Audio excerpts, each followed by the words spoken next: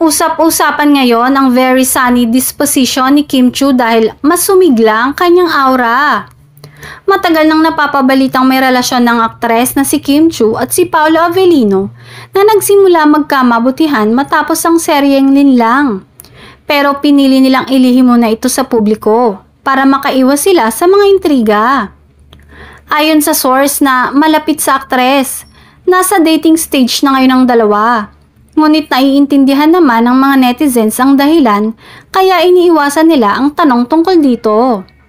Dahil magkasama sa programang dalawa ay madalas silang magkita kaya bihirang-bihira ang pagpunta nila sa mga pampublikong lugar. Kaya nananatili ang kanilang tahimik na relasyon. Ngunit marami na umanong nakakapansin nito lalo na ang mga nakasama nila sa serye.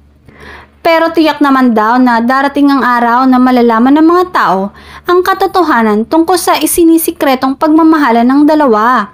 Dahil wala namang daw balak ilihim ang kanilang relasyon, sadyang naghahanap lamang ng tamang tiyempo.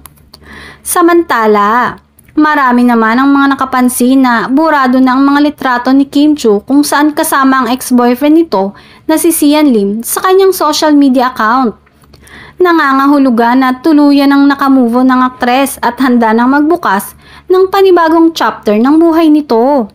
Makikita na lamang at layag na layag ang mga picture kasama ang aktor na si Paolo Avellino.